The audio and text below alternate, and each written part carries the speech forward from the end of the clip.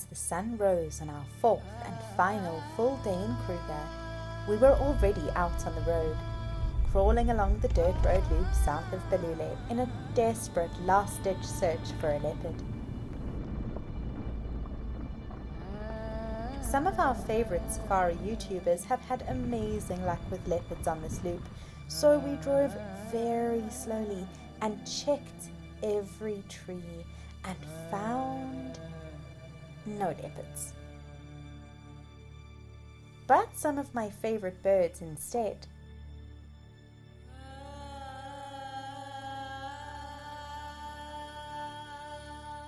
A Burchell's cuckoo and a lilac-breasted roller.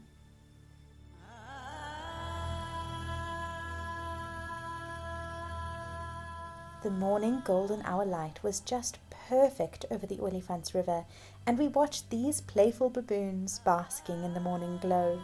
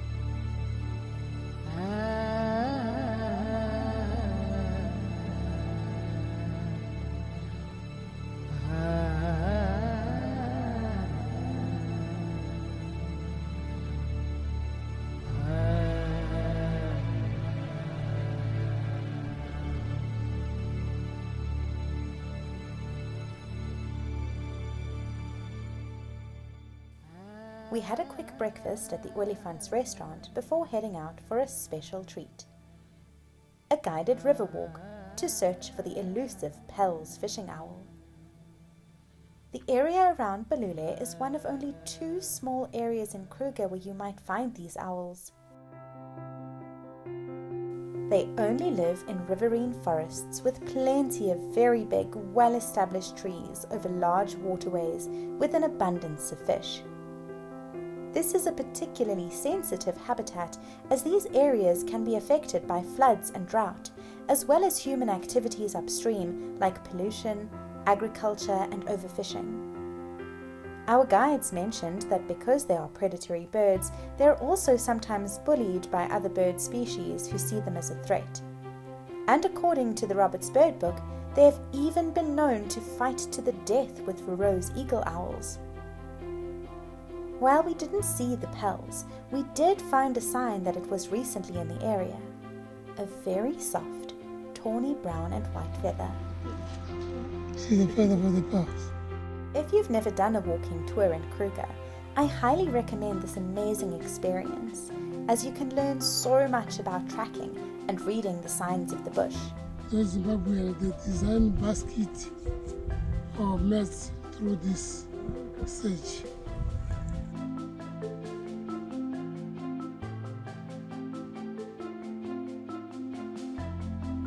It is so exciting to be on foot in Kruger, where you never know what you might encounter around the next bush or bend.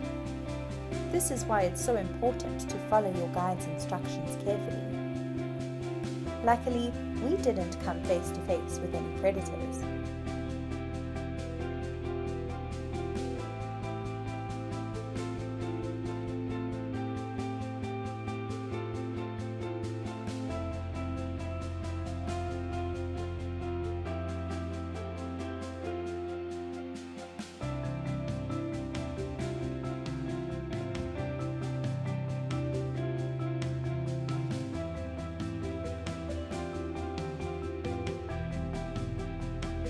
After our walk, we headed south once again, straight down the H15 to Satara. We checked the sightings board in Satara and decided to try our luck on the S100, another road famous for lions. A few kilometers along the dirt road, we found this patch of grass. And in the grass, there was an ear. And attached to that ear was a lion. And with that lion was a pride.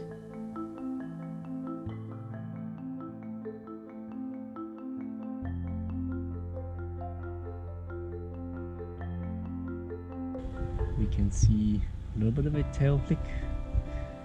We've seen a big male get up, walk about 5 meters, and then sit down again. And now we're chilling. We have also got quite a crowd.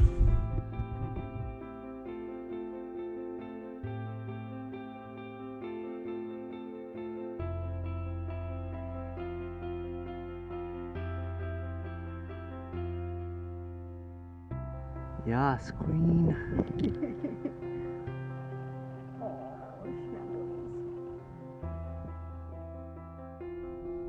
Okay, this is vlogging take 3.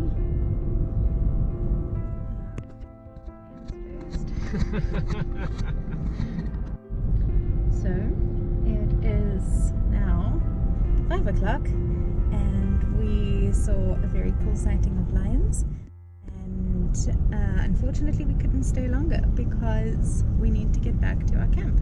And as you can see, the sun is going down.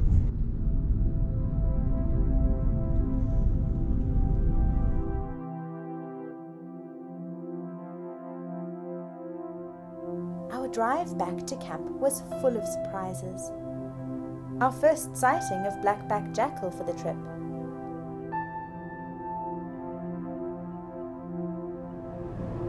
Oh, that's adorable.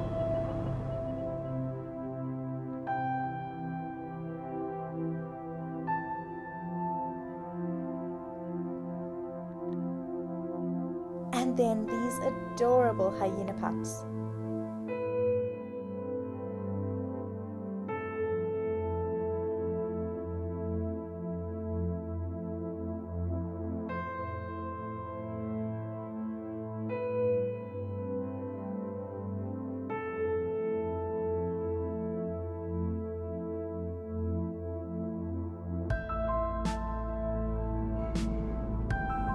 Back at camp, we had a few more treats waiting for us to celebrate the day's amazing sightings. So here we have wildebeest steak for dinner and some G&Ts for a cause. 10% of every purchase of this guardian gin goes to the preservation of endangered species in the South African national parks. As you break the seal of each bottle and sip from the gifts of the earth, delight in knowing you've joined the ranks of nature's guardians. I will do that. Break the seal on this guardian gin. Oh, botanical salt. What do we do with this? Botanical salt. Interesting. The instruction manual. There we go. Oh wow. Gorgeous little bottle, right?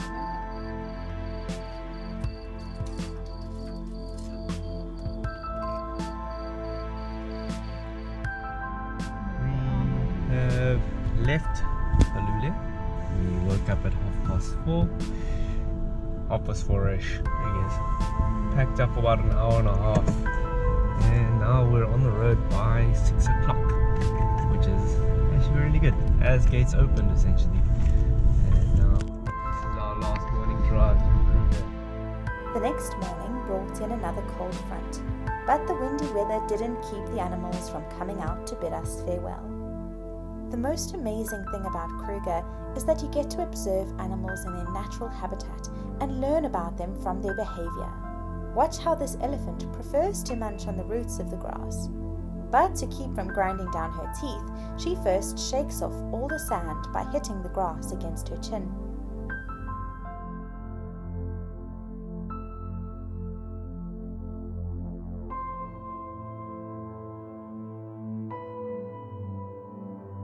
Ooh, socks picked all over this guy.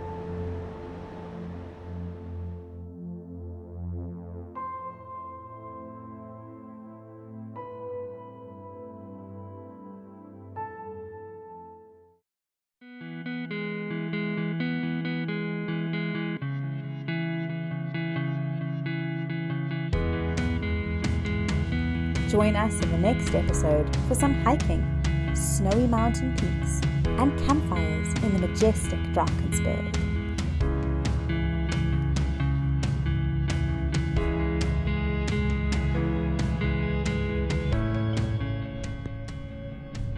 And here we have some elephants, sunset elephants.